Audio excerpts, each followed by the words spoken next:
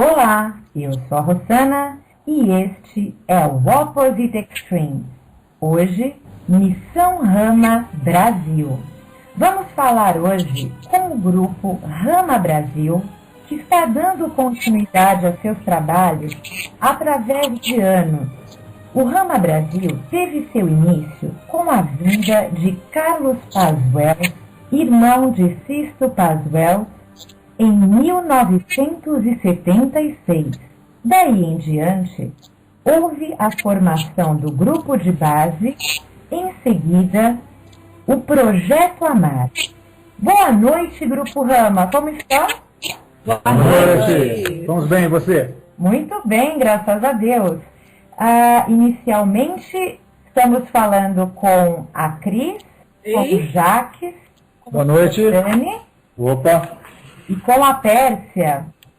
Boa noite. Boa noite.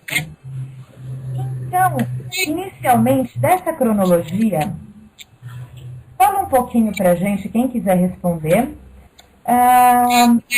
Quando acontece a quebra do Projeto Amar, o grupo de vocês se estabiliza praticamente como um dos únicos dos dissidentes. Conta um pouquinho pra gente. Rosana, o nosso grupo começou em Rama, antes de Amar, em 1994. E depois é que ele se transformou em Amar, devido a problemas com o nome, né, e para também estar dando uma identidade que tinha características próprias, aqueles que seguiam a metodologia junto com o Carlos Wells.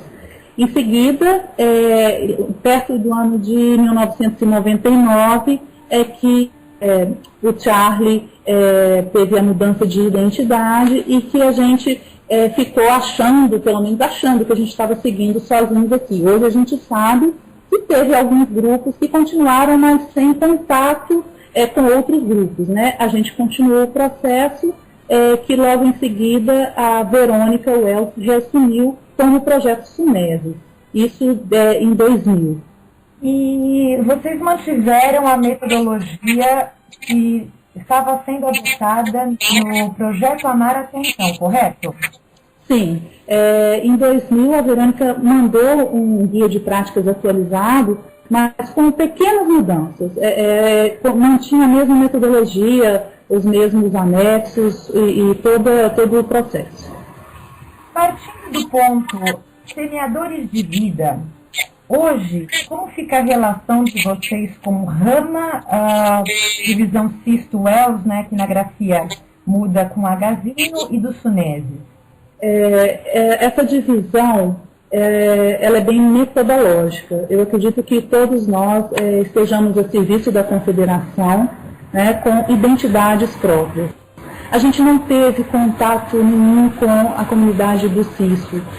A gente realmente as nossas vivências foram junto com o Carlos Wells, depois Verônica, e o nosso contato com os Suneses, ele ficou até fevereiro de 2012, nós caminhamos juntos até lá, quando por alguns processos de mudanças de conceitos, mudanças de postura, mudanças de metodologia, a gente começou a nos denominar Missão Rama. Porém, Rosana, isso é complexo falar em curto prazo, mas para que as pessoas possam entender com profundidade. A gente sempre fez a mesma coisa, a nossa trilha sempre foi a mesma, e por isso a gente voltou a se denominar Missão Rama. O que aconteceu é que ao aproximar de outros grupos que também faziam o Projeto Sunese, é que percebemos que essa trilha que a gente sempre caminhou se diferenciava um pouco. Então, por respeito à Verônica, por respeito ao projeto que a gente honra muito, a gente resolveu, então, seguir o nosso caminho, uma vez que estamos sendo apoiados pelos guias e parece que eles têm aí uma tarefa para a gente. Então, praticamente você mencionou aqui os guias. Desculpa aprofundar um pouquinho, porque eu já estive com vocês no tempo de Sunese. Essa diferenciação teria sido por dar um pouco mais de vazão à comunicação dos guias, correto? essa diferenciação veio porque a gente não tinha a orientação direta de Charlie, né? A gente estava em Minas, onde todo o processo acontecia em São Paulo a princípio e depois para o Canadá. Então, o recurso que a gente tinha era o canal de comunicação como a nossa melhor e maior ferramenta.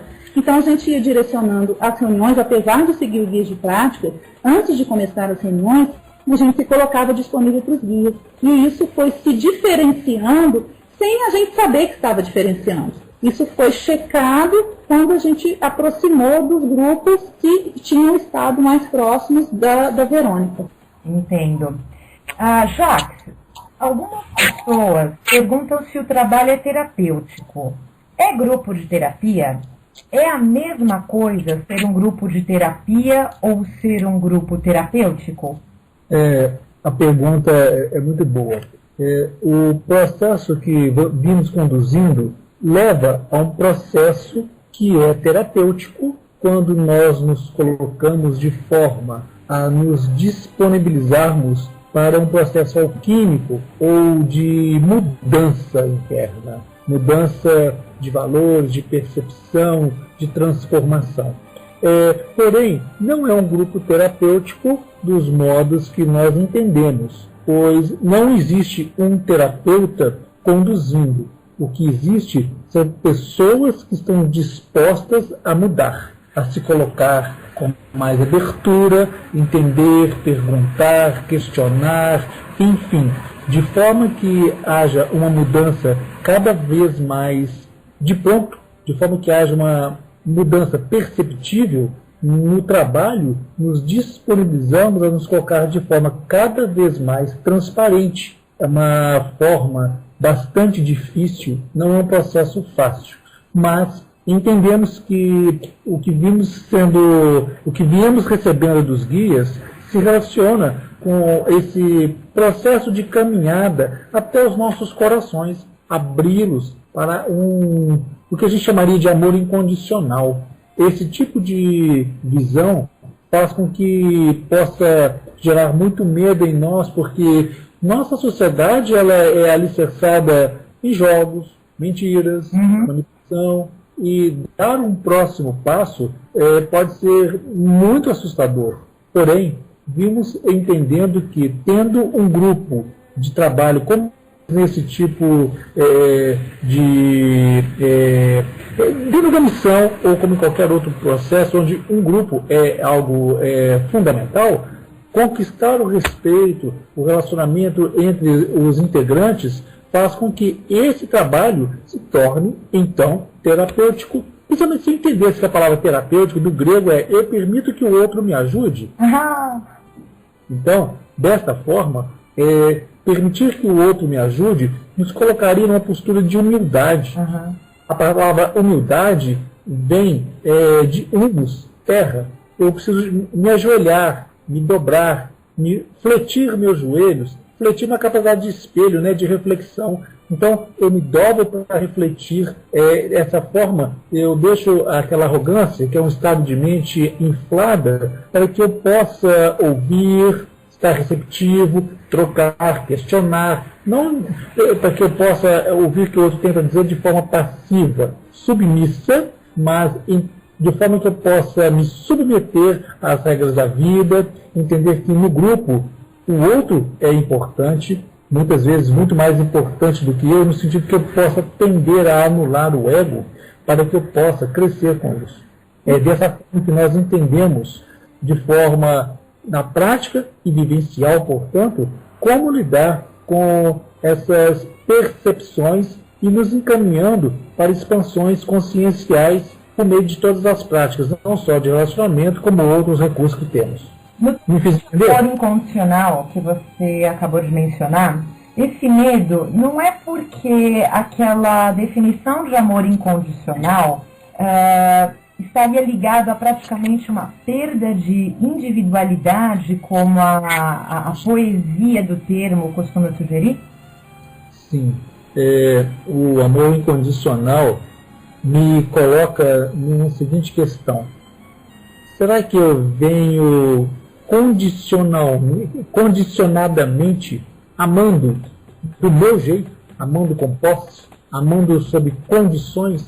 Então, quando eu me coloco sobre a questão em que eu posso me desapegar, de forma que essa relação seja de crescimento, onde o eu e o outro pode se expressar de forma livre, consequente, responsável, autorreflexiva, proporciona, dessa forma, progressiva libertação do medo, principalmente se em alguns níveis eu pudesse entender que os medos que trazemos são memórias.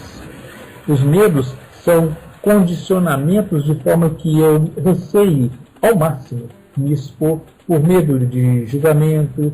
Observe, nós temos basicamente um tipo de mente juiz e um tipo de mente vítima. O choque entre essas duas formas de comportamento mental faz com que constantemente eu tenha dificuldade de me entregar. A entrega seria como uma forma entendida na yoga, chamada Bhakti Yoga, a yoga da devoção. Então esse processo intuitivo, devocional, seria entendido como entrega, não a uma personalidade, a um capricho, a um desejo do outro, mas uma forma de alicerçar.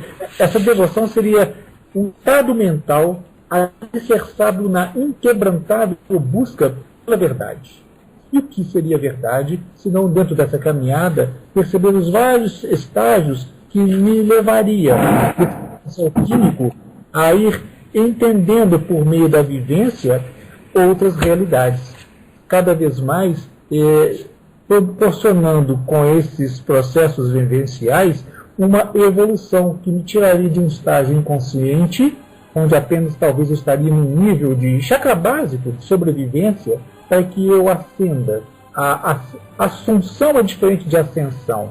A assunção é quando outras forças externas me elevam. E a ascensão é quando, por meu esforço, a minha dedicação, meu discernimento, eu promovo essa subida nos níveis do tipo amor incondicional. Me fez entender? Com certeza, e é por isso que você vai ganhar uma entrevista só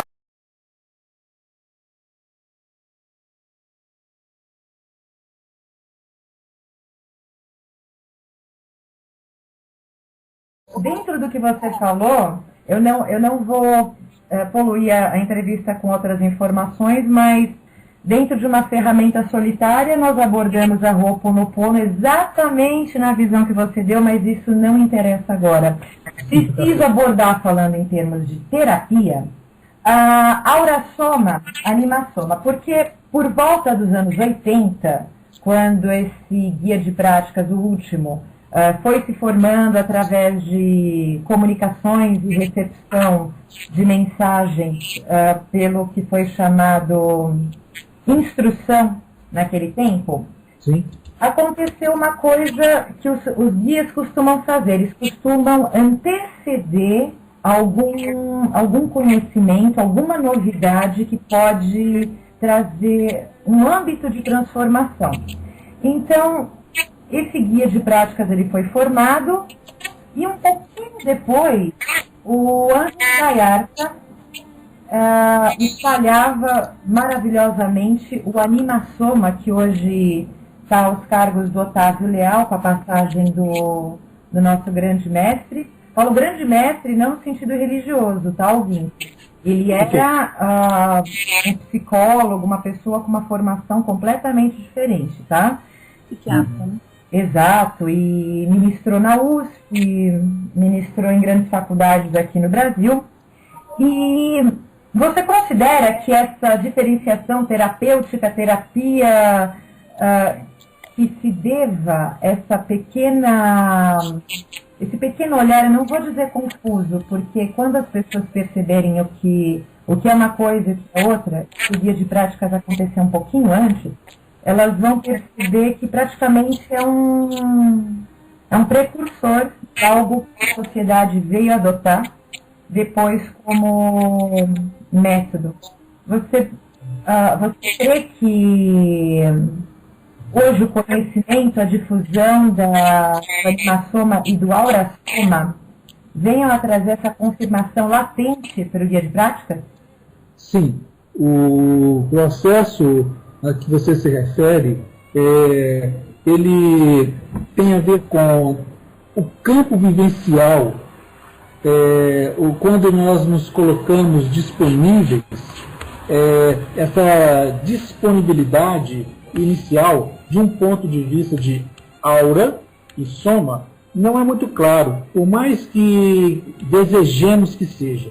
À medida da vivência desse trabalho, onde vamos adquirindo conhecimento e autoconhecimento, aí sim, ao longo da evolução, o processo consciencial, aliás, a palavra consciência é até perigosa, o processo de conhecimento vai fazer com que esse adelgaçamento entre este ego limitado e a ascensão a níveis experienciais mais elevados possa se efetivar. Desta forma, aí o nosso campo áurico, nossos processos internos vão se sutilizando, trafegando de níveis mais inferiores, portanto de sobrevivência, subsistência, procriativo, para níveis desejáveis pelos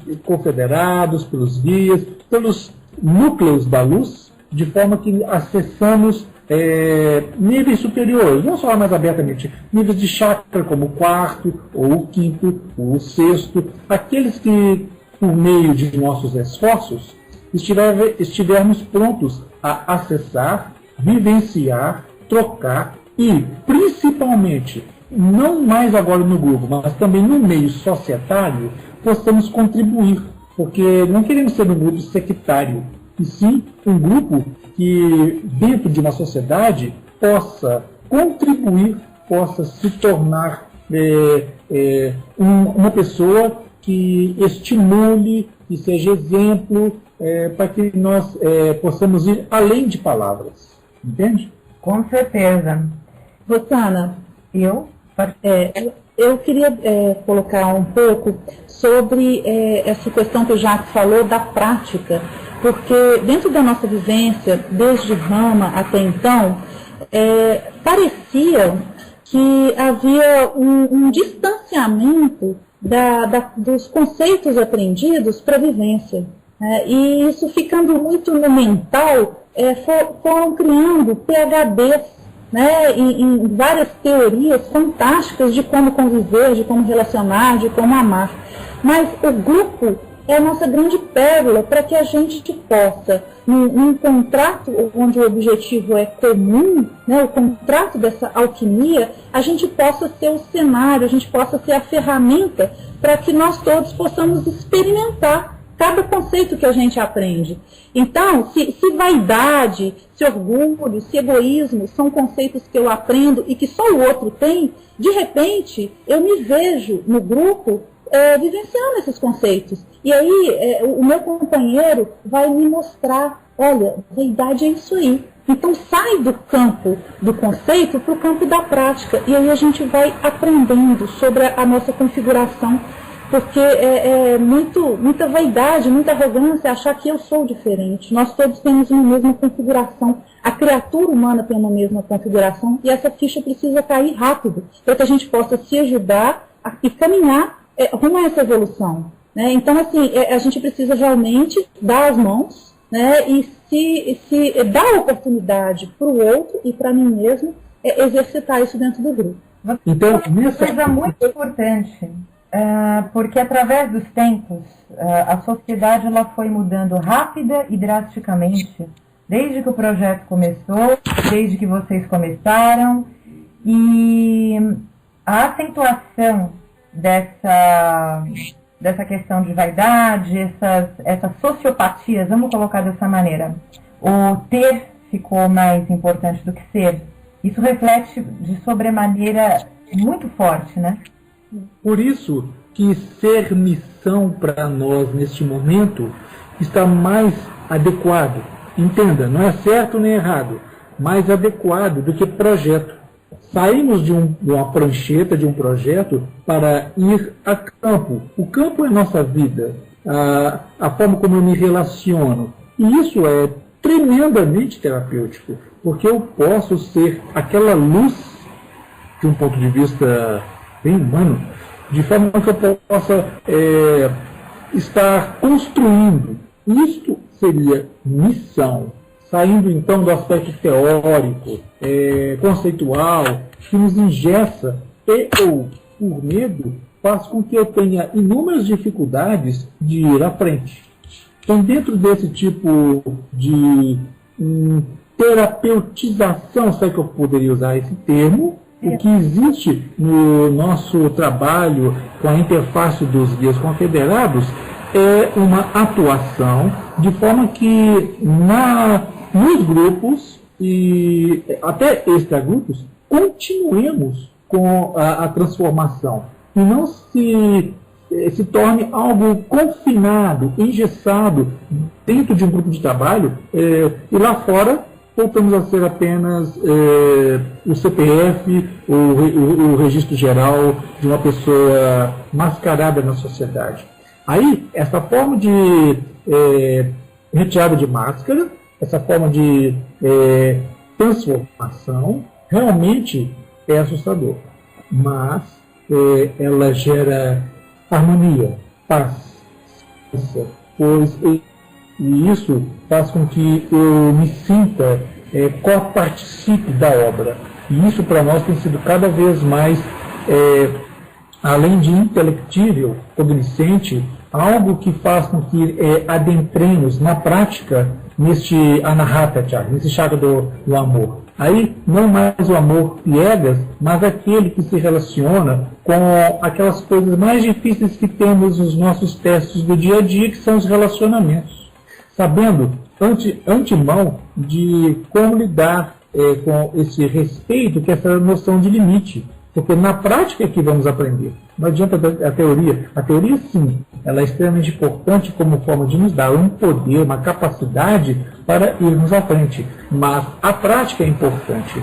E quando você vai à prática, quando eu vou, quando nós vamos, as coisas que mais acontecem é errarmos. Porque é aquele momento em que as coisas ainda estão num campo só teórico. Daí o grupo também nos dá alicerce para que nós possamos discutir não só planejamentos, acertos, erros, logística. Desta forma, nós tornamos esse laboratório oratório algo como a gente pode ter segurança de poder fazer um trabalho, inclusive de um ponto de vista de ciência, ele pode ser repetido com todas as pessoas, porque ele dá resultado, que é essa transformação, esse reencontro eu com o meu self, o meu inferior, o ego, com algo superior, onde eu encontro a gratificação.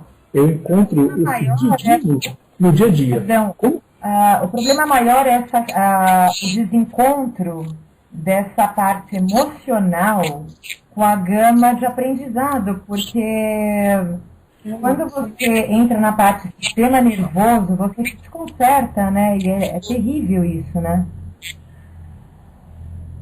Daí o caminho da evolução e a gente está atento a essa configuração, que a gente vai ter que se distanciar através do aprendizado, através do conhecimento, aprender a se distanciar dessa emoção, a usar a inteligência, né, e aí transformar as coisas, ter posse da realidade com consciência. É um aprendizado. E é muito importante, Rosana, porque a gente escuta muito na prática assim, nossa, fulano é da missão e faz isso. Então, nós estamos nessa trilha de evolução. Né? Então, todos nós estamos neste caminho de aperfeiçoamento. E aqui é o cenário para esse exercício. Então, esse exercício é praticado diariamente e humildemente nos damos as mãos para errarmos e fazermos diferente depois. Pois é, às vezes o conhecimento não é um atestado de idoneidade, né? Somos seres humanos falíveis, sente, dói, chora, O nosso objetivo com essa missão é chegar nesse infalível, né? É uma meta a ser alcançada, mas a trilha somos todos humanos que temos essa configuração. Graças a Deus. Rosana, um ponto também a adicionar é que na nossa prática do dia a dia, além de exercitar isso dentro do grupo, nós começamos a exercitar isso fora do grupo. E esse exercício fora do grupo nos propicia ser o exemplo para a sociedade, e ser exemplo para nós mesmos. Então nós vamos experimentar o que nós conversamos e discutimos em muitos momentos, teoricamente, no grupo, nós vamos experimentar nas nossas casas, nossos lares, nos nossos trabalhos, com as pessoas que nós convivemos, e com isso tentar errar menos, ser um ser humano melhor a cada dia. É ótimo. E da estrutura de trabalho, eu vou perguntar para o Giordani, como é que funciona, módulos de atividades, objetivos, fala um pouquinho da unificação conceitual, que é um diferencial muito grande da guia inicial, que hoje em dia ainda é adotada pelo Rama Linha Sisto Paswell, em relação também aos encontros semanais, saídas a campo, site, facilitação, coordenação, palestras, a comunidade urbana. Ok, Rosana, então é o seguinte, a nossa estrutura inicial ela é formada pela coordenação, pelos facilitadores e os membros que participam de toda a missão Rama. A coordenação é onde se define a organização das saídas, quando se reúne todos os grupos do país, é o momento onde se organiza e se define até problemas que podem surgir, situações de distribuição de material, é a coordenação que faz. Atualmente a coordenação é o grupo BH1, que é esse grupo que está nesse momento dando a entrevista. E depois da coordenação nós temos os facilitadores, que têm o objetivo, de como o próprio nome diz, de facilitar para que todos os outros membros vão galgando passo a passo as evoluções, a alquimia de cada um e chegar a ser um facilitador também e participar da coordenação.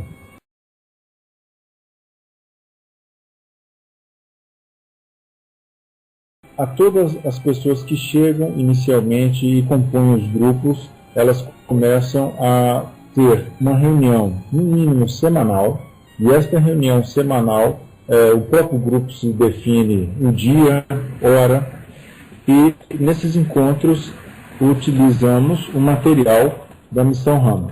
Bom, então nessa hierarquia fica assim organizada. Os grupos tendo alguma dificuldade, algum embate, solicitam um facilitador que os auxilie.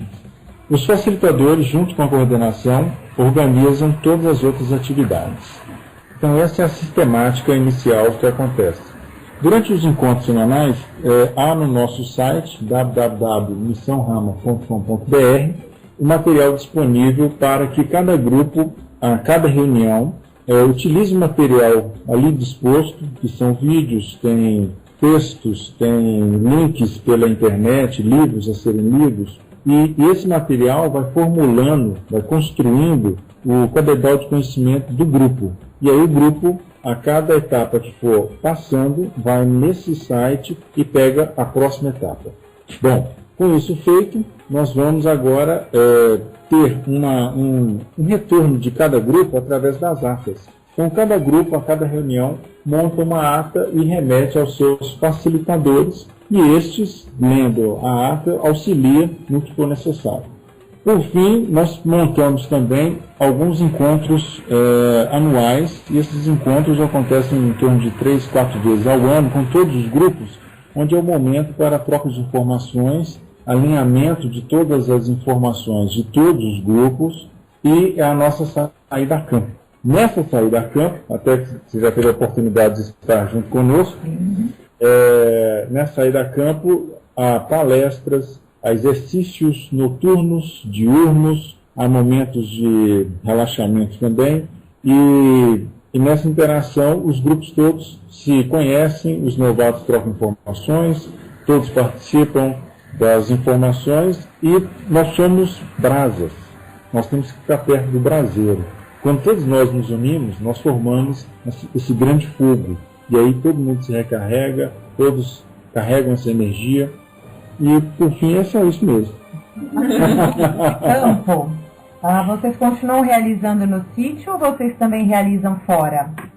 Há momentos que nós já realizamos fora. A maior parte das vezes foi no sítio, mas houve em alguns momentos que o sítio não estava disponível. Nós fomos para outras localidades. Como estamos em Minas Gerais, então já aconteceu em Contagem, já aconteceu próximo de Belo Horizonte, Nova Lima. Então já houve momentos próximos, sem ser lá no sítio, na região de Três Marias. Entendi. E a Tércia? Oi? Oi. Como acontece o trabalho terapêutico ou alquímico na prática? Bom, Rosana, como o Jacques disse, e você perguntou agora, o nosso objetivo primordial é essa alquimia interna, ou seja, um trabalho de autoconhecimento, né, e baseado na unificação conceitual que a gente vai seguindo. Esse é o nosso objetivo primordial. Então, a intenção é que nós, junto com o grupo, nós nos tornemos cada vez mais transparentes, possamos conversar cada vez mais com sinceridade sobre as nossas questões, as nossas dificuldades, né? Aquilo que nós temos de positivo, que é o nosso lado luz e a nossa sombra. E no que a gente tem a possibilidade de sermos quem somos realmente no grupo, nós começamos então esse processo de transformação, né? Esse processo de alquimia, que é um trabalho terapêutico, né? Quando a terapia surge dentro disso daí, né? Qualquer processo terapêutico é um processo de autoconhecimento, de crescimento, de transformação, de poder olhar para esse lado sombra e transformá-lo em luz. E isso é o que nós tentamos fazer nos nossos encontros semanais, à medida que a gente trabalha nos grupos, cada grupo com o seu, né, a sua turminha, na medida em que eles vão ficando cada vez mais próximos, fica mais fácil de se expor, fica mais fácil de poder compartilhar as dificuldades e trabalhá-las. Rosana, Oi. eu gostaria de dar uma ideia de como é esse trabalho, para não ficar assim muito na fantasia. É que exatamente o que eu ia perguntar. Nós estamos falando bastante, porque assim, eu já participei, eu já tive grupo, eu já dirigi grupo com vocês, e o trabalho ele era muito voltado para desmistificação. Então, eu sei que você vai colocar alguma coisa dentro disso, mas é importante salientar que a observação factual, ela é muito importante para o grupo, né? No sentido de, opa, tá viajando, volta para a terra, amarra a pezinha aqui. Vamos lá, pode falar, Cris. Isso. É o seguinte, por exemplo, a gente começa, o primeiro conceito, né, que a gente aprendeu dentro da metodologia com o Carlos foi falar sobre verdade, sobre realidade. Mas acaba que, para que serve isso, né? Então, por exemplo, dentro do módulo de atividade, a gente distribui imagens para as pessoas. Então, tem lá as imagens que o grupo cada um vai olhar para aquela imagem e vai anotar o que está vendo, quais são as impressões, aquilo remete, e aí depois o grupo vai compartilhar. Então, toda a configuração de verdade, toda a configuração de realidade que já foi discutido no conceito, ele vai ser experimentado naquele momento onde cada um vai ler o que identificou daquela imagem. E é muito engraçado, porque aí cai a ficha, sabe? Nossa, como vemos diferente, como percebemos diferente, como que o meu processo cultural, como que a minha formação familiar me fez ver isso dessa forma. Então, sempre a gente vai pegando cada conceito e dando uma experiência para poder vivenciar e perceber exatamente como que aquele conceito se implica na vida. Deu para entender um pouquinho? Deu, e faltou o comparativo da cebola que você costumava fazer. Do quê? Comparativo da cebola, lembra que você falava? Fala para mim, me lembra. Ai, eu vou te matar, tô brincando. Que você falava que nós éramos que nem cebolas, que você vai tirando a casca, vai tirando uma outra camada e tira uma outra camada. Eu lembro que toda vez que a gente fazia uma reunião virtual, né, você insistia bastante nessa coisa da percepção, o quanto nós precisamos nos desnudar, ou uma vez você usou o termo, vocês precisam abaixar as armas. Isso, colocar o saquinho de pedra em cima da mesa e vamos funcionar, né? E assim, é muito importante, Rosana, a gente perceber em que e para que a gente já tem habilidade e o que a gente não tem. Né? Então, cada um tem uma habilidade diferente e a gente vai comungando ali para poder atingir o objetivo. Então, se eu não tenho uma habilidade ainda de falar, né, de me expressar adequadamente, eu vou aprender com quem tem, eu vou me arriscar. Né? E essas são as camadas, essas dificuldades que a gente precisa estar fazendo contato para poder descobrir quem somos realmente e quem estamos, né?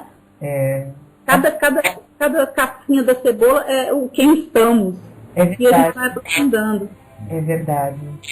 Mas é bastante profundo o contato com o desenvolvimento dos conceitos, a repetição deles depois. Nossa, é um baque. Pois é. Jacques, por que objetivam o autoconhecimento? E o que isso vai ter a ver com o contato extraterrestre? E aqui eu complemento. Esse autoconhecimento seria tão necessário em que escala para o momento em que fosse ocorrer esse contato? Você está fazendo uma pergunta muito profunda, viu? Vou tentar de Aquiles também. Vou tentar dar o nível que você está pedindo e para que os nossos ouvintes possam trocar conosco, que eu possa ajudar ao máximo nesse momento.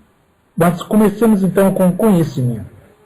O conhecimento ele pode ser, e comumente exotérico, com X.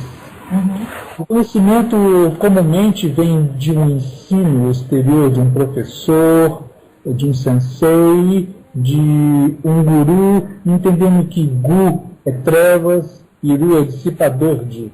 Então, dentro desse processo, eu vou adquirindo conhecimento, me instrumentalizando e digerindo isto de forma que eu adquira capacitações. É como se eu fosse assim, como é que é o nome? É como se eu fosse um surfista, e para que eu seja um bom surfista, eu tenho que cair muitas vezes dentro do mar e beber muita água salgada. Só desse jeito eu vou ficar um bom surfista. Conhecimento é para que me instrumentalize.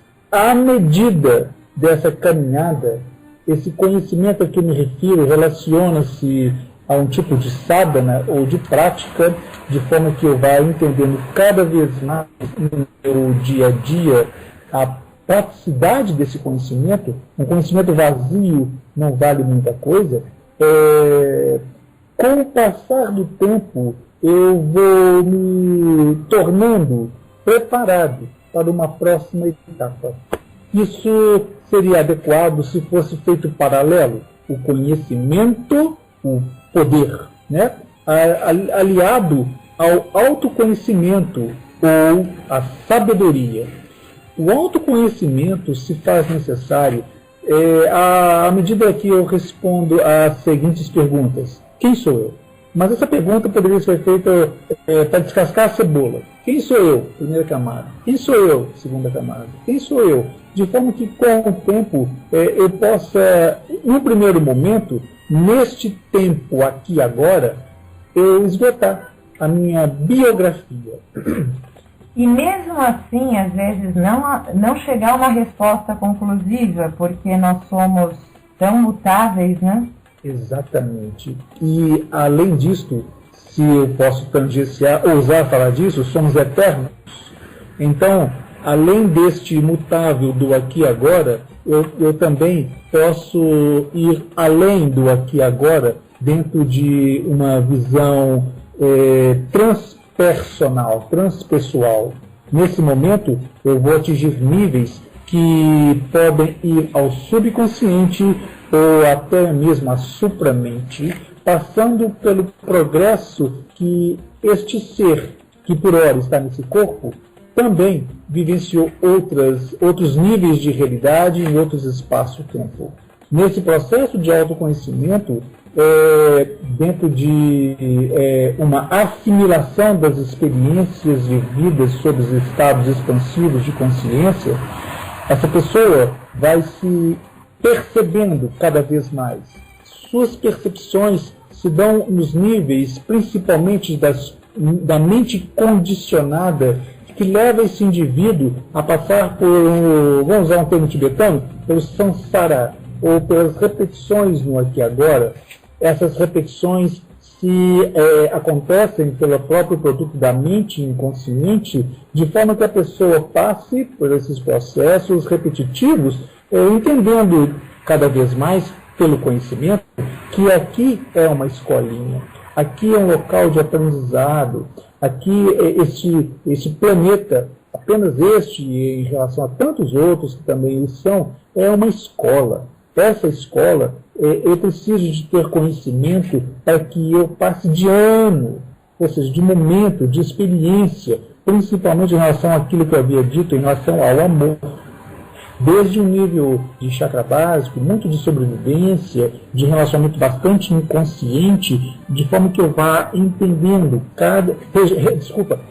esse chakra básico regido pelo medo que o bloqueia, até que eu entenda que esse medo pode evoluir para um temor, e de um temor ir para um último degrau, que é o da prudência. Prudência é essa que leva este aspirante espiritual, essa pessoa que quer se conhecer e se autoconhecer cada vez mais, a vivenciar o que a gente chama de viveca, ou seja, nessa caminhada, ter discernimento, para saber que caminho tomar, entender a lei que rege o universo, a lei de causa e efeito, para que ele entenda rapidamente as consequências do que a sua mente, principalmente sua mente, né, e sua ação podem fazer, para que ele entenda quando agir positivamente. Vamos falar de karma, ação, atividade, que é uma energia. Quando agir positivamente, quando agir negativamente e quando não agir.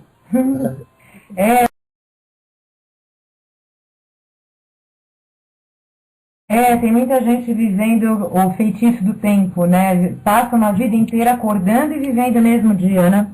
Exatamente. É igual aquele caso do professor, né? Ele deu 30 anos de aula ou deu uma aula 30 anos? A mesma coisa. Agora, em relação ao conhecimento, o autoconhecimento na interface chamado contato, qual a relação? Ora, nós estamos lidando com seres que têm 3,5 a 4 milhões de anos de evolução na nossa frente. São seres de uma glória, de excessividade incomparável com os nossos parcos conhecimentos e até autoconhecimento. E mesmo assim, eles se definem em evolução. Eles são muito humildes, né? São muito... Exato. E eles dizem que não temos muita coisa de diferente. Mais humilde ainda, eles falam assim, né? Nós não temos muita coisa diferente deles. E isso é muita humildade mesmo. Agora, dentro desse processo de conhecimento e autoconhecimento para o contato, quanto mais eu me percebo, mais eu me disponibilizo a um processo de abertura. Essa abertura, ela se dá não de forma arrogante ou vaidosa, mas eu me percebendo como um dente de uma engrenagem, eu me percebendo como um processador, eu me percebendo como um ser que estou ali para, em um nível, receber mais conhecimento, mais informação, mas cada vez mais evoluir para uma relação afetiva, intelectual, não mais passiva, mas ativa, capacitada, de forma que eu entenda qual é o meu processo, em que momento eu estou dessa relação. Quem sou eu? Será que eu, aí para trás, tive algum relacionamento com estes seres? Será que esses seres do tipo apunianos, que são humanoides? Ou será que são seres de formas de expressão de vida, em tempo e espaço delimitado? Então, esse processo de autoconhecimento desmistifica muita coisa. Entendendo a palavra místico como misterioso, mas os orientais riem muito de nós porque eles dizem não há nada misterioso, e sim você que não quer saber o que é isto. Então, dentro do seu processo, você pretende entender o que é isto, esse caminho que você está entrando, porque existem as explicações.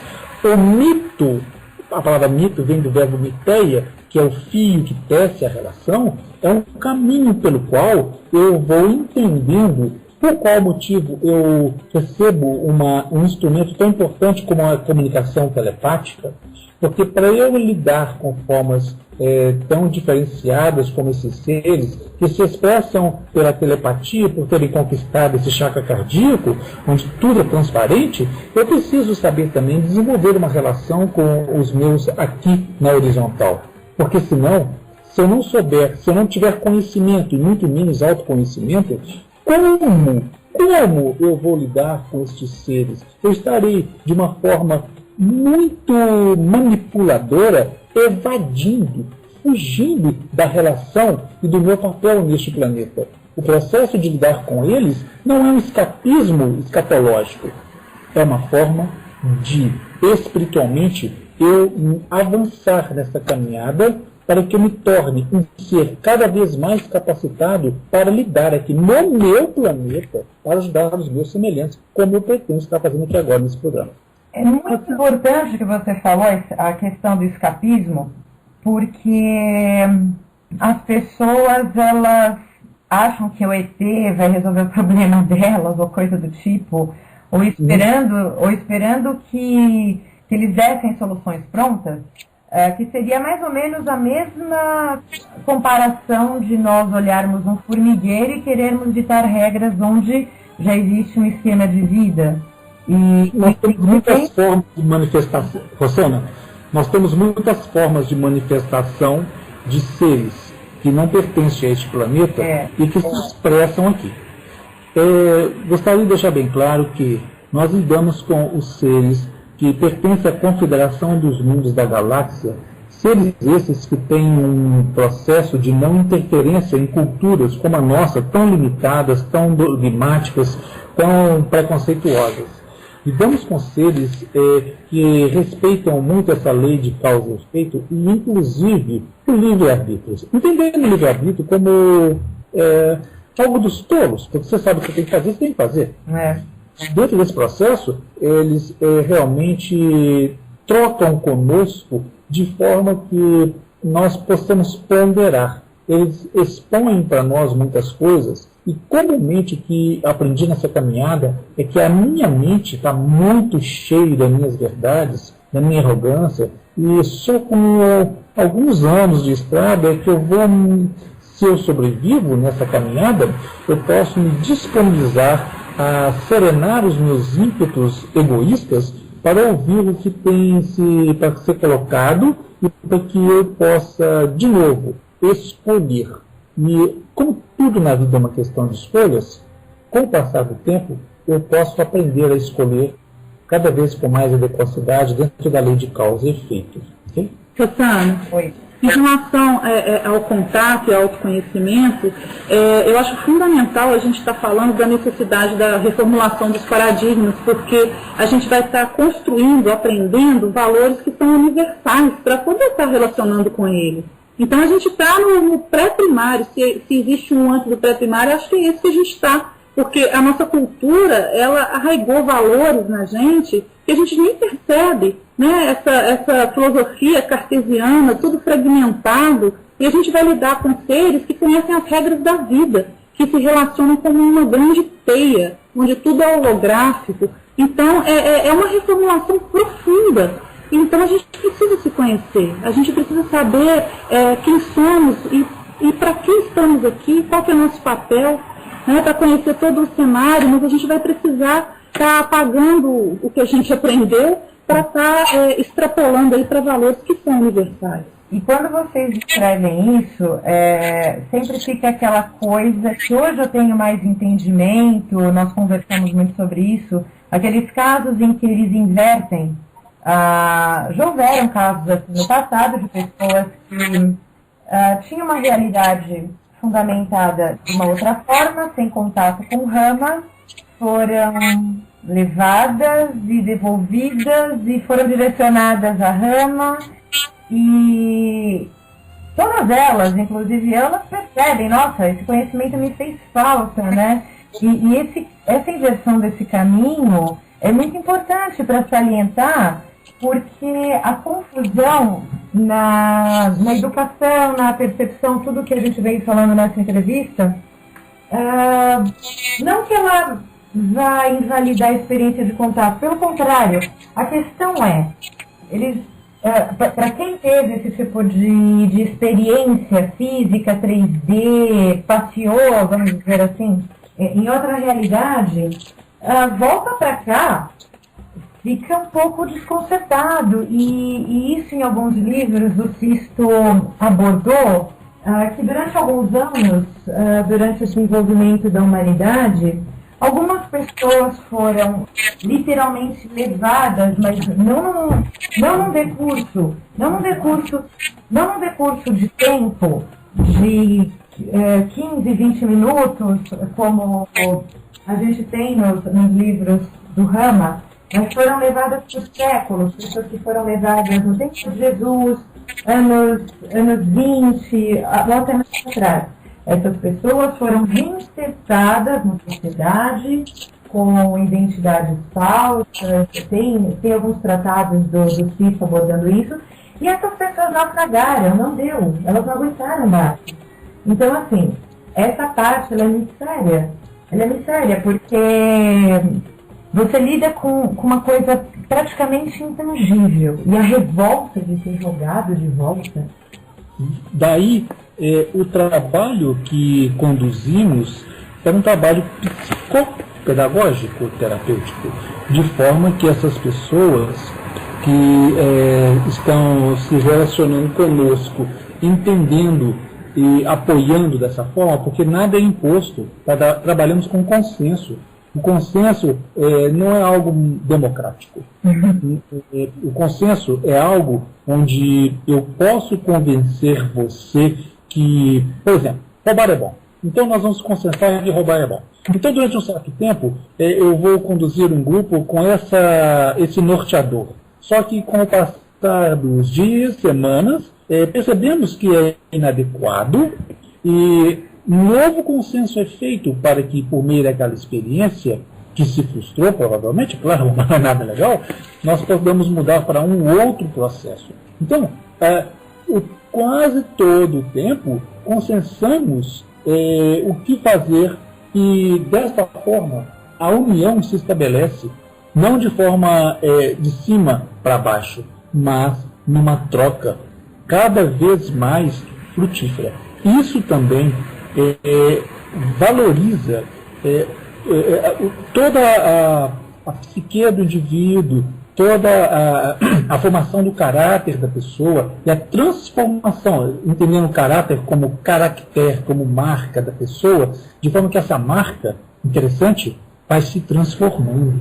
A pessoa passa por entender outros valores, o seu paradigma, o seu padrão vai se transformando de forma que ela possa entender não cada vez mais as regras da vida a qual ela está submetida, mas também aquilo que se refere à fenomenologia extraterrestre, não de um aspecto ufológico, que não é o que nos interessa, mas no aspecto onde estes seres podem de forma tão amorosa, tão desprendida, nos ajudar a que batamos cada vez menos a cabeça, de forma que nessa caminhada psicopedagógica nós possamos constantemente, já que estamos consensando, nos reavaliar.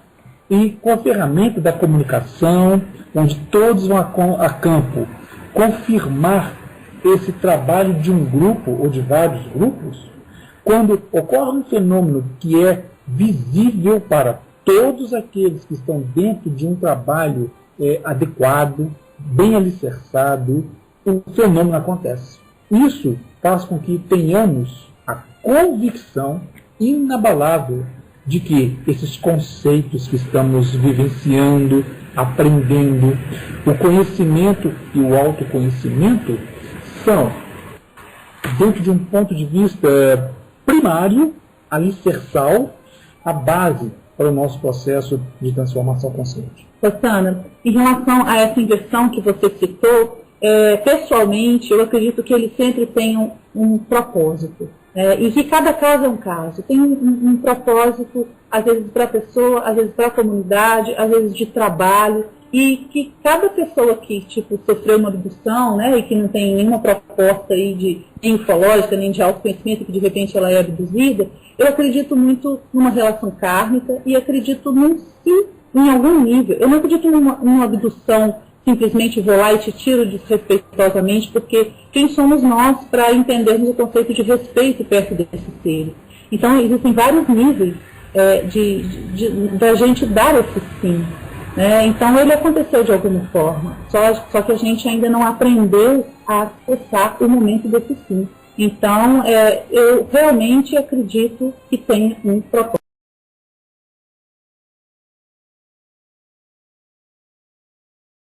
Te tiro desrespeitosamente, porque quem somos nós para entendermos o conceito de respeito perto desse ser?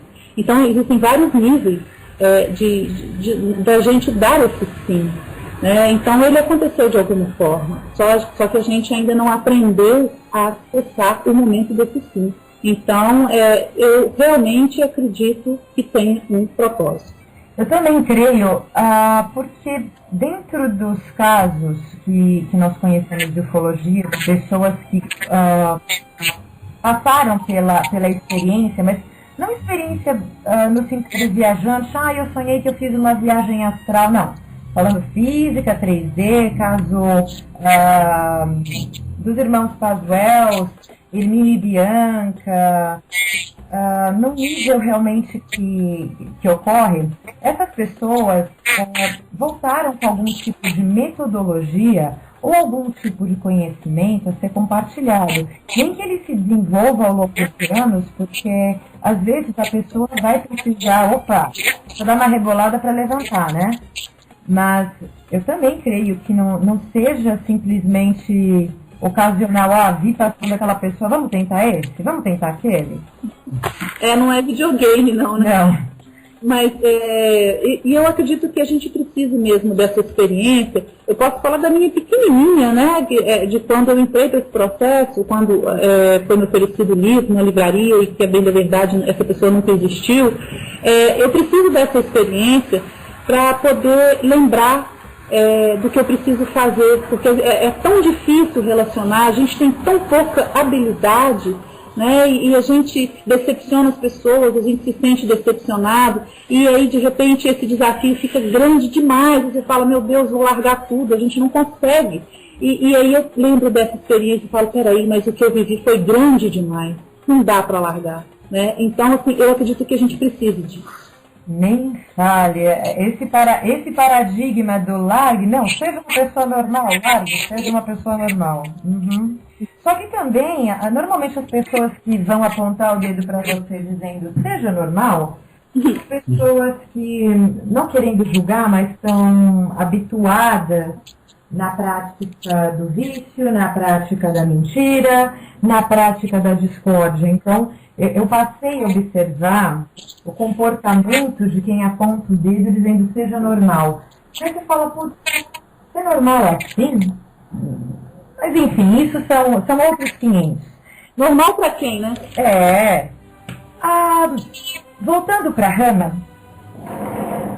com quais seres a Missão Rama Brasil está se comunicando e como está acontecendo o processo de comunicação, uma vez que existe aquela lista dos 49 guias que foi dada nos anos 70, apareceram outros guias e estão atuando junto com determinadas pessoas, mas particularmente para o núcleo de vocês, quais seriam e como está acontecendo?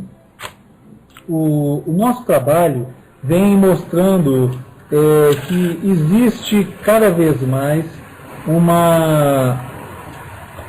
um grupo definido de guias.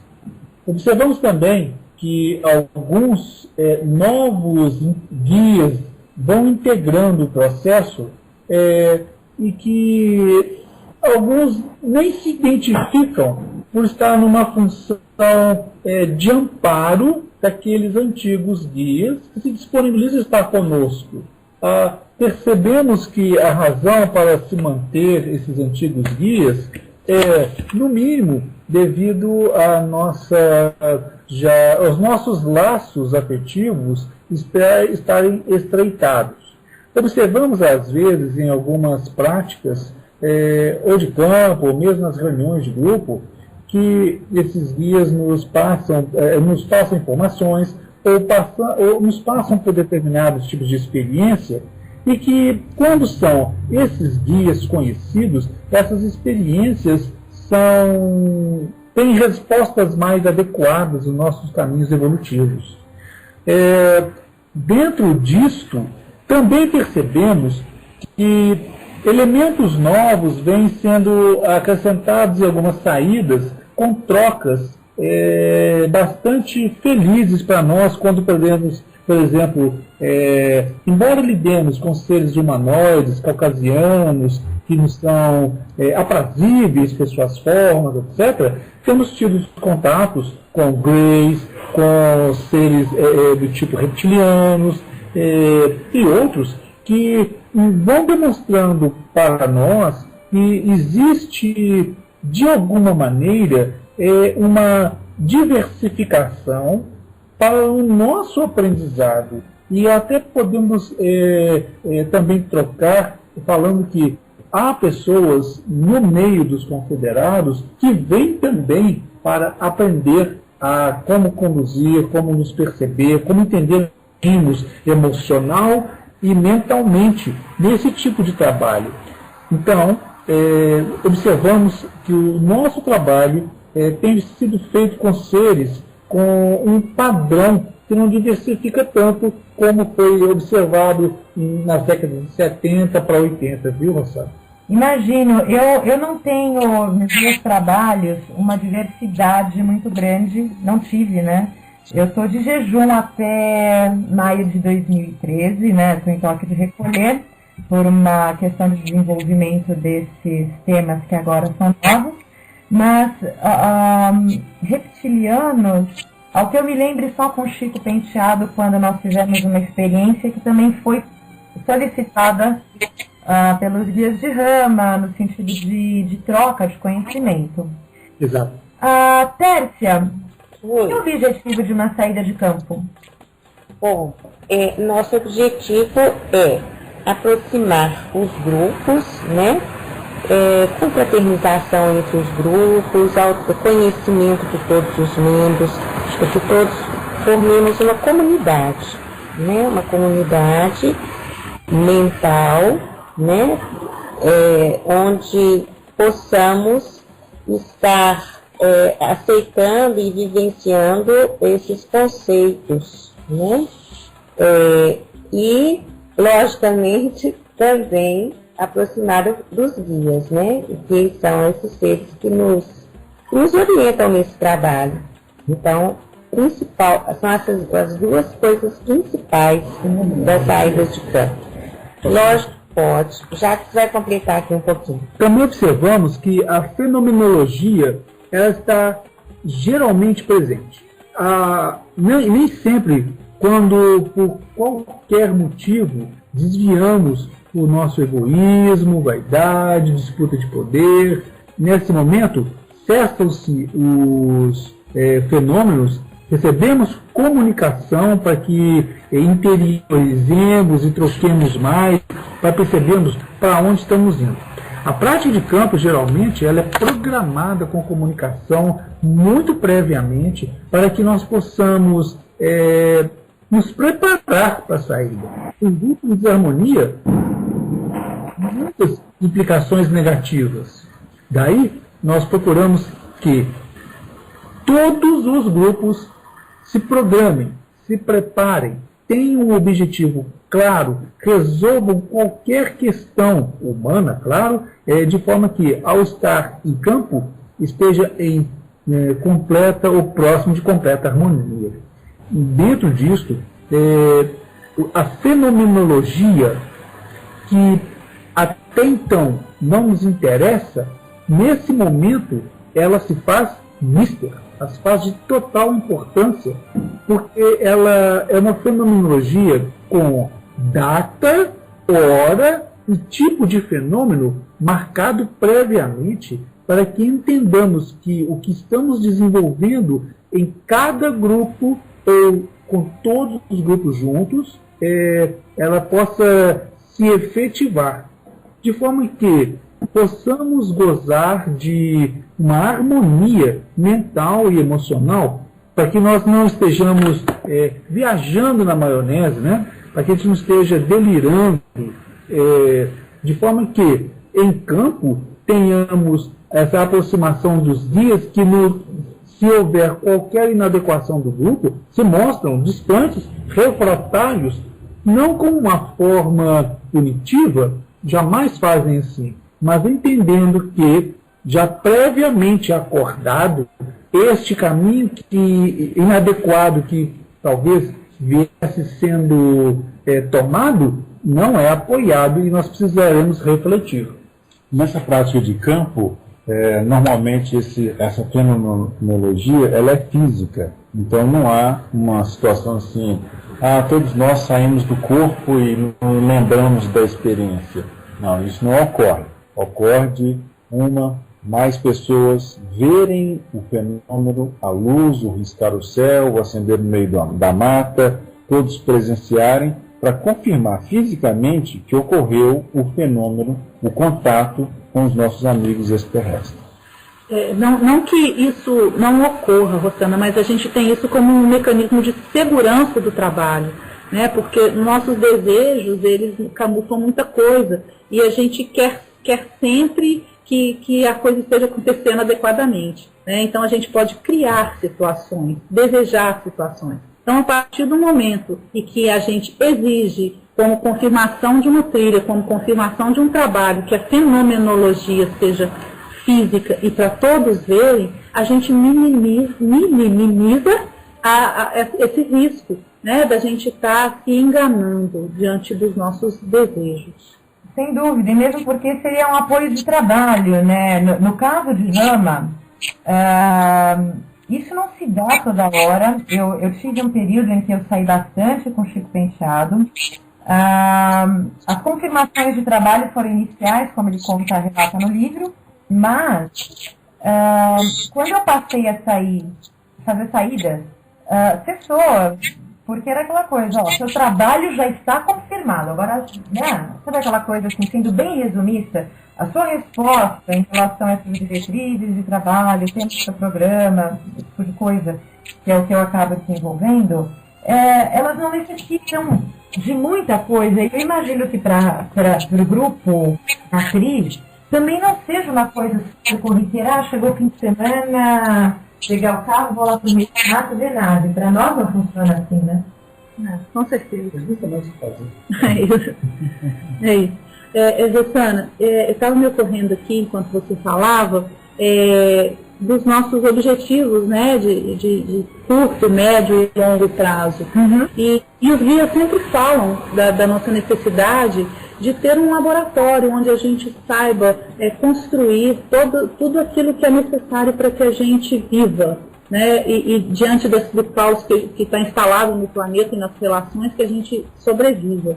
E desde o início, quando a gente tinha a orientação dos guias, né, do nosso trabalho, eles falam disso com a gente. E a gente notou que se a gente não desenvolvesse pessoalmente, se a gente não se entregasse ao processo de alquimia, a gente não conseguiria estabelecer relações de pessoas humanas dentro desse laboratório. Então a gente coloca essa comunidade rural, que é o que a gente chama, como um objetivo a ser alcançado depois que a gente estabelecer essa comunidade mental, que é o passo que a gente está. E a gente está agora capinando essa comunidade mental, né, onde a gente está buscando, através dessas vivências de grupo, de todo o material que a gente está construindo dentro da Missão Rama, aproximar os corações, para que a gente possa estar tendo as pessoas para vivenciar dentro desse laboratório.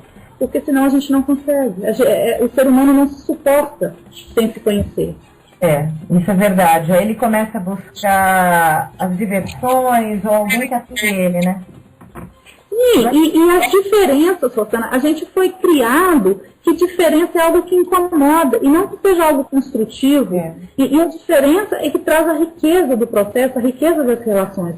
Só que isso a gente vai aprendendo a duras penas, né? Porque é muito difícil.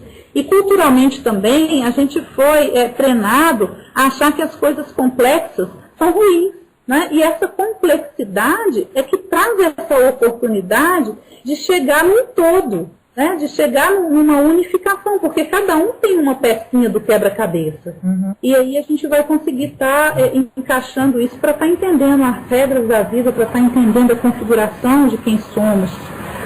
Então, essa complexidade, ela precisa ser vivenciada a partir do momento que a gente se conhecer. Porque senão a gente acredita que será uma torre fulminada. Né? O que você falou tem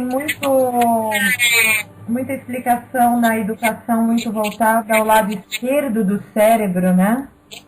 A mecanização até das relações de tudo, da vivência em si, né? A dependência de um sistema que nos escraviza, né? Inclusive escravizamente, né? Racional, sim.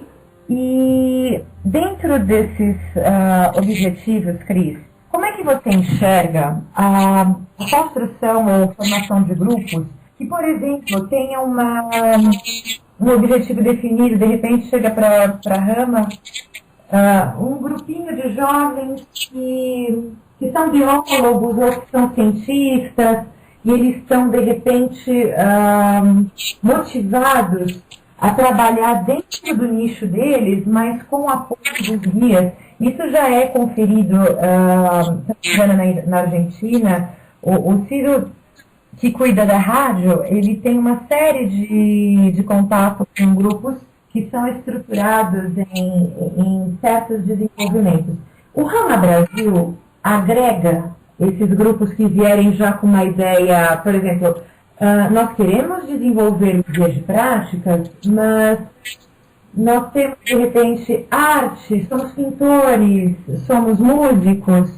Como é que o Rama vai enxergar isso? O problema, Rosana, a Missão Rama é tremendo. Só que a gente já tem estruturado uma metodologia que vai nos levar a alcançar um objetivo. E normalmente as pessoas que procuram, elas já estão sabendo desse objetivo. A gente sempre indica para as pessoas o livro Semeadores de Vida, que foi o nosso norte. Então, quando as pessoas leem o livro, elas já sabem qual que é o nosso objetivo, aonde queremos chegar. Lá está tudo muito claro.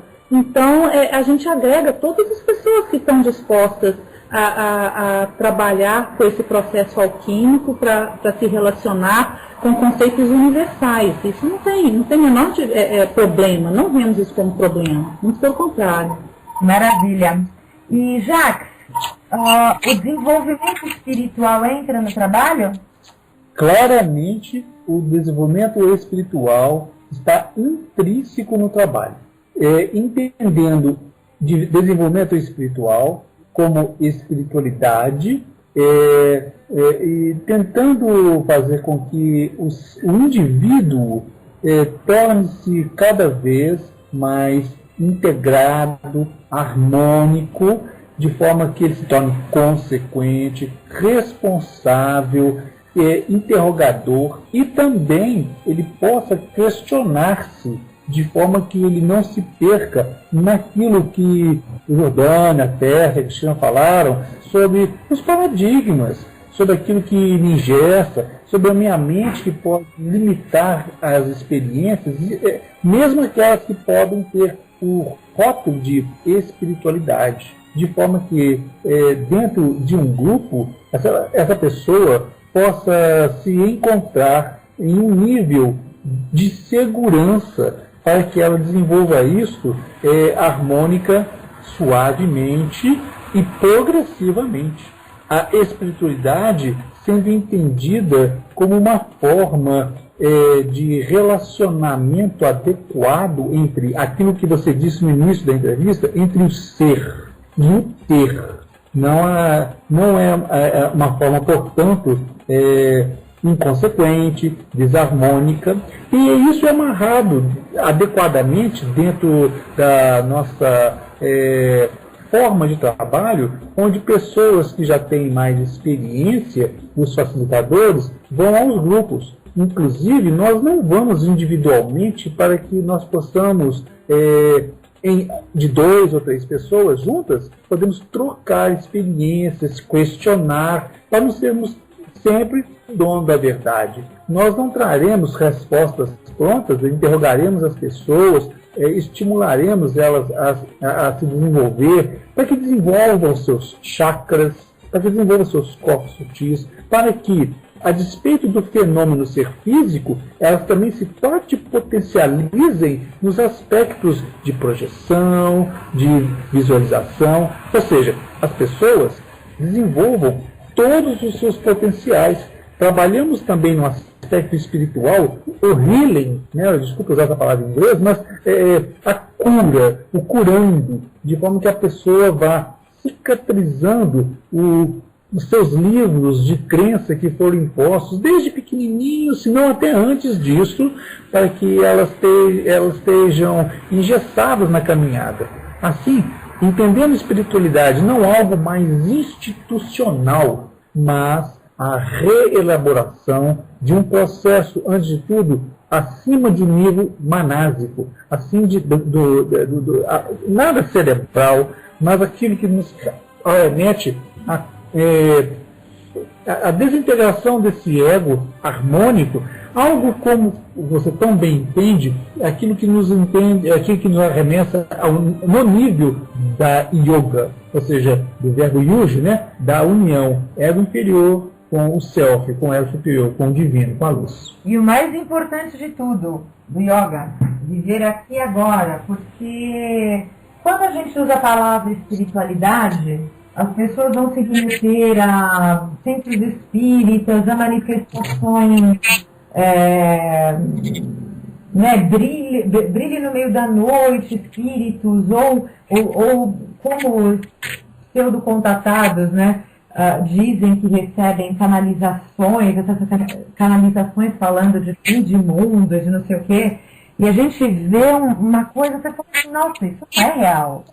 E a espiritualidade em si é o viver aqui, agora. Exato. É assumir o ser integral, Rosana? Como que a gente vai compreender o objetivo da vida? Como que a gente vai estar cumprindo aqui viemos, para que fomos criados? Sem estar expandindo esse conceito para o ser integral. Não dá para vivenciar isso dentro do paradigma da objetividade apenas. Lógico que é importante não queimar etapas, não querer estar lá no 10º degrau, porque a perna não alcança. Então, dentro da metodologia, tem toda uma caminhada que a gente considera, pelas nossas experiências até agora, uma caminhada segura, onde você vai experimentar na medida que você já tiver condições. Igual querer dar uma macarronada para uma criança que acabou de nascer. Não dá certo. Eu gosto de salientar muito porque o processo desmistificar, pelo menos o que eu vivenciei com vocês, é muito forte, Então a pessoa precisa estar alicerçada em si, ou pelo menos no contexto pseudo-social. E como é que acontece a troca com outros grupos, ou se ela acontece? Existe essa abertura hoje? Muito. Para você está se referindo aos grupos dentro da missão ou a outros grupos? Tanto faz. Inclusive os de fora, porque isso também é importante. Por exemplo, eu trabalho, eu não faço trabalho junto com o Chico, mas teve um momento em que foi pedido praticamente como se eu confirmasse o trabalho dele e ele o meu, assim, aquela coisa de ver como funciona. Existe essa abertura para vocês hoje? Existe sim, Rosana. Já aconteceu, inclusive, onde pessoas que não tinham vínculos participavam das nossas práticas de campo, mas tudo isso a gente checa com os guias para ver os propósitos, para ver como a gente deve estar atuando, né, se tem um propósito maior nisso. E tendo o aval deles, a gente se abre para isso sim. Porque, de repente, a gente acha que vai estar saindo para algo construtivo e, por ter conceitos diferentes, acaba sendo uma experiência extremamente desagregadora. E como eles têm um olhar, digamos, de cima, né, eles nos orientam em relação a isso, lógico que sem uma interferência de disposição nem nada, mas se eles estão apoiando ou não. Se eles estão apoiando, a gente já sabe que vai ser agregador. Eu estou chamando de agregador é que a gente vai estar lá se dando beijinhos e abraços, não. Eu estou chamando de agregador porque a experiência vai ser rica, vai somar, vai trazer, vai ser construtiva para ambos os grupos. Não, sem dúvida, mesmo porque assim, a participação em grupos diversos não barra amizade de jeito nenhum. Isso fica muito claro, né? Senão a gente não convive, conviver é bom, né? E, Jordane, quem quiser participar... Quem quiser participar? Uhum. Quem quiser participar, a nossa recomendação inicial seria ler o livro Semeadores de Vida, do Charles Towers Wells. Contudo, a pessoa tem uma visão, tem uma luz total de como que é o trabalho, de onde nasceu, o que foi o seu caminho, e se a pessoa identificar com essa leitura, com esse propósito, ela deve nos procurar. Ela pode entrar pelo próprio site, no www.missãorama.com.br, e enviar um e-mail para a coordenação que consta lá. E isso nós vamos começar a instruir as pessoas. Inicialmente o grupo ele deve constar de no mínimo 7 pessoas, a sugestão inicial, e que elas tenham lido o livro Semeadores de Vida. A partir daí, os facilitadores vão começar o auxílio para facilitar o caminho dessas pessoas. A gente cita o livro Semeadores de Vida, Rosana, porque essa foi a nossa trilha. Né? Foi através do Carlos que a gente está onde a gente chegou. E não que a gente esteja vinculado hoje à metodologia da Verônica. Ela tem uma metodologia própria do Projeto Suneses e que parece que está se diferenciando da que a gente está fazendo. Entendi. E a gravação está acontecendo no dia 12 do 12 do 12, né? Vimos que... Esse mesmo número, interessante. Então, nós estamos passando por um portal, né? Daqui a pouco nós teremos atendido a nossa condição crística. Concordam? Concordam? Amanhã a gente vai acordar no céu? Está tudo perfeito? Ai, seria muito bom. Preferência. Mas se a gente já puder estar pensando que estamos semeando vida, isso já é nosso grande objetivo. E independente de metodologias, eu acredito que esse seja o objetivo de todo mundo que está a serviço dos confederados nessa grande missão. Eu fiz essa brincadeira porque vocês acompanharam até pelo Facebook, redes sociais, a coisa 12 do 12 do 12. Colocaram até o Abraham Hicks, né, da Esther Hicks, 12 do 12 do 12. E a Esther Hicks, ela jamais fala em data, ela sai de datas, assim, de Abraham saem de datas. E eu fiz essa brincadeira porque, em cunho observativo, estudos, eu acho que eu já falei isso 1 milhão de vezes na rádio, eu vou falar pela enésima vez. Abertura de portais dimensionais, no nível planetário, se eles ocorressem assim com essa facilidade, O sistema solar ele já estaria completamente fora de órbita, os planetas ou chocando um contra os outros, ou voando por aí. E tudo bem, eu respeito a crença de todo mundo, eu acho que o fato do mundo ter parado para emanar e orar, isso cria um ambiente elétrico muito bom. Eu acredito que as próprias pessoas criam esse portal a partir do momento que elas começam a divulgar que existe um portal e aí as pessoas se unem, né, para poder criar uma energia boa. Acabou de ser criado o portal. Né? Realmente, assim, a gente tenta concentrar a nossa atividade com guias. Então, assim, o que eles estão orientando, a gente cumpre. Então, eu não posso falar de um portal onde eu não fui, né, comunicada. Eu respeito, eu entro sempre na energia do amor e de estar semeando isso e acho super válido, a partir do momento que está todo mundo pensando nisso. O influxo é bom, a energia é boa. E aí... É um portal por dia. Porque hoje eu li tanta coisa que nós estaríamos acendendo já a quinta dimensão. Então, assim, quem passar, por favor, me chama e conta como foi, tá? Assim, eu sei que eu não sou privilegiada desse portal 12 do 12 do 12. Quem passar, quem estiver no nível crítico, por favor, entrar em contato comigo. Tércia. Oi. 21 de dezembro. E aí? Vai rolar? E aí? É nesse dia? Hoje não aconteceu. A gente não está na quinta dimensão. Eu ainda não estou no nível crítico, mas dia 21 vai ser nosso dia? Vai rolar? Quem sabe, né? Não é dessa vez? Caramba, peraí. Não é dessa vez? 21 de dezembro? Peraí, o mundo.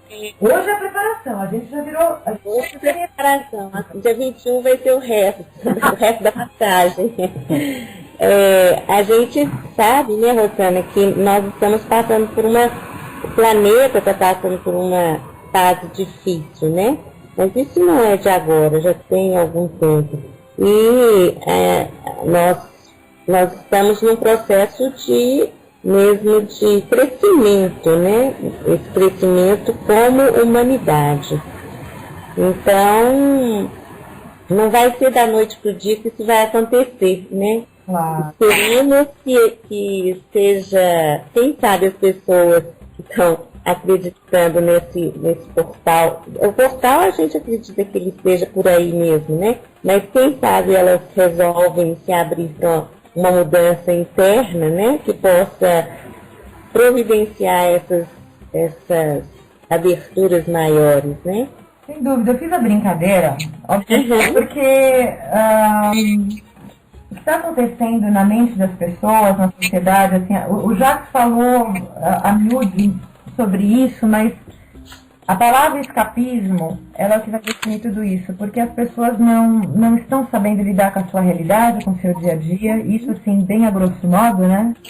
E aí elas começam a olhar para o alto, é portal, não, é hoje, vai mudar, hoje muda para sempre. É o ET, não, ET que me buscar, ele me dá uma realidade diferente, mudou tudo. Como se fosse uma varinha de condão, né? E a gente, o nosso propósito, o nosso trabalho é exatamente poder fazer esse crescimento de uma forma que seja sempre um processo de evolução consciente e positiva, e não um milagre que vai acontecer da noite para o dia, né? Pois é a questão do quantum vibratório, o Greg Baden fala muito sobre isso, eu postei alguns vídeos, quem quiser dar uma olhada na internet.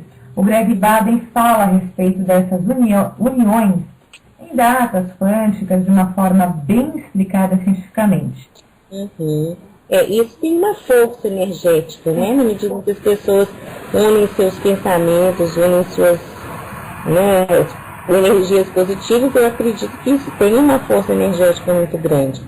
Mas tudo tem seu tempo, então não é assim, acordei numa outra dimensão. É um processo de crescimento que vai realmente demorar um tempo, se é que as pessoas se abrirem para ele, né?